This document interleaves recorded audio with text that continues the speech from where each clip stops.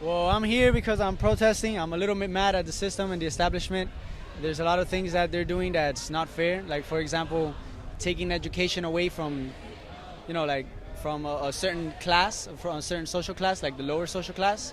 Um, I couldn't go to a good university because I don't have money. So, I had to go to Miami-Dade, which is pretty much the same education, except one you pay 50,000, and it's really not fair that they're dividing people this way. And I made this sign right here, which is basically expressing how I feel about politics. I feel it's all the same shit, right? And they're just putting us on the left butt cheek or the right butt cheek, but it's the same asshole in the end. So that's what I'm saying. One is Democrat, one is Republican. It's all the same thing, man. We're all people, we're all humanity, we're all united in the same planet. We roam the same lands, so I don't see why we're fighting. It's just the world is divided by imaginary lines. That's how I see it.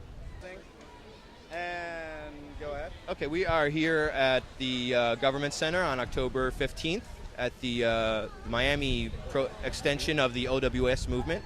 And we're here with a teacher who we just want to know why he's here.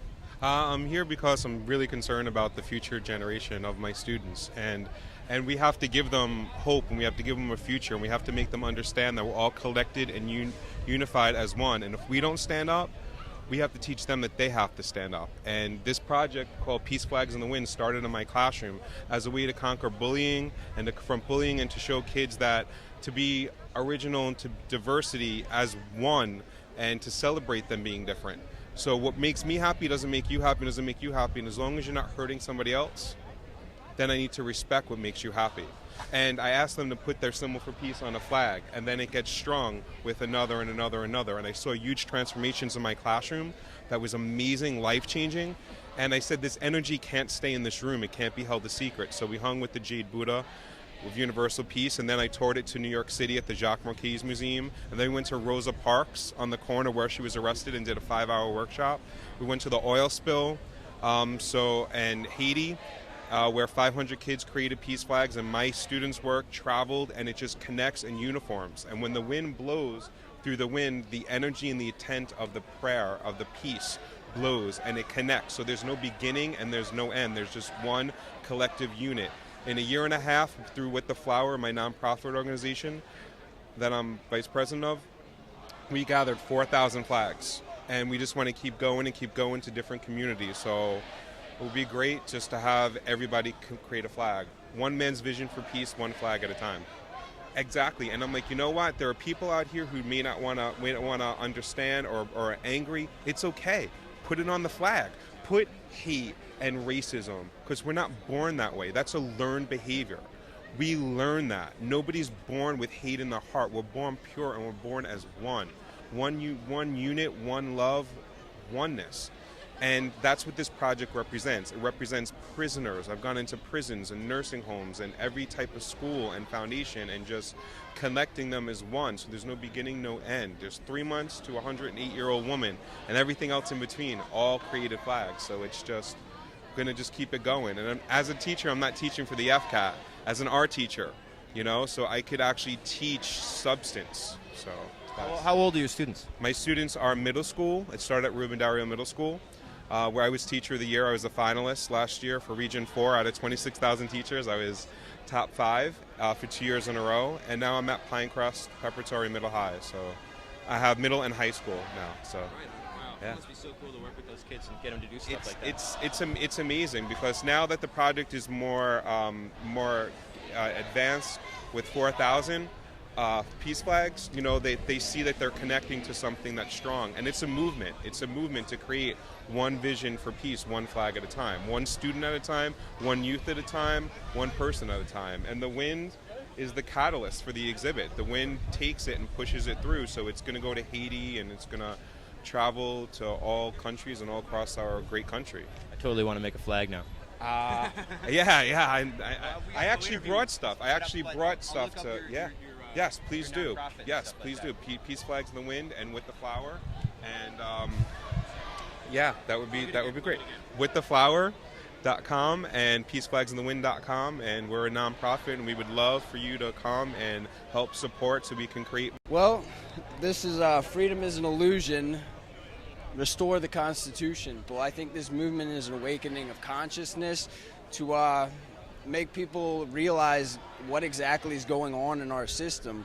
The corporatization and the privatization of America is happening. We are being sold out. Our land's being sold, our public waterways are being sold, our roadways are being sold. The political system is completely and inherently flawed. I think that people are finally starting to get some hope back. I haven't had hope for years that there might be change within the system. I'm worried, though. I'm really worried about if we're going to be able to reconstruct the government through peaceful protest, or if we might have to escalate a step further. I hope not. What's going on in New York, though, is despicable. What the cops are doing in New York is just horrible. Macing people, beating people, hitting people with scooters. It's ridiculous. And they're all trying to get a rise out of the people. They're trying to incite riot. And as soon as somebody snaps back and fights back, then they're going to say, look at these protesters. They're violent people. They're anarchists. They want to bring down our system. And it's just a shame where our democracy is at right now, where we've landed in this country. I think we need to get back to the roots, the Constitution. Our founding fathers would be completely infuriated with the situation in this country. The banking system was put in place in 1913 to control the people even further. Every collapse that we've had in our economy has been designed and incited by these companies and these corporations, all to take away our sovereignty and our rights to freedom and to peacefully protest and our liberty. It's a shame what's going on in this country right now, and the movement is about awakening the people to what's really going on in reality. It's to enlighten people and make them realize that we are being enslaved. We are being enslaved by the corporate tyrants. I think that change may come, though. There is hope yet to be seen. These movements are examples of what may come. People are gathered here not to cause anarchy or chaos. We're gathered here to try to peacefully instruct change within the people, for the people. The problem is we've completely gotten away from that. Profits have took a hold of everything, of humanity. It's not about what's good for the people anymore. It's about how much money can I hoard, how much money can I stockpile for my kids and a small, tight-knit group of people that are control and power mongers. It's only going to get worse if something doesn't happen right now. The New World Order has to go. We've been taking slow steps, smallly and surely, towards this, to globalization of government and cultures. You think that our rights are being protected and that people actually care in Wall Street? No. Media's been blacking out everything that's going on right now. It's being demeaned. We're being demoralized. We're being told that we're hippies, that we're just here because we're angry, because we don't have jobs. No, this movement's a lot bigger than that. It's a lot stronger, and it's not going to go away. Thanks for interviewing us. This is my wife, Maritza. I'm Jorge, and that's Nadina. The main reason we're here today is because we're going to have a better future for our kids. We think that Wall Street got out of hands, and pretty much there's no hope for us in the future. And we have many concerns. That's one of the main ones.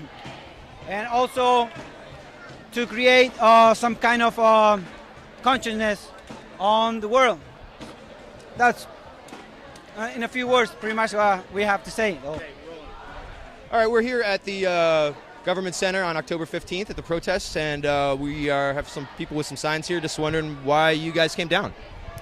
Well, I'm here because to make a change, you have to be the change.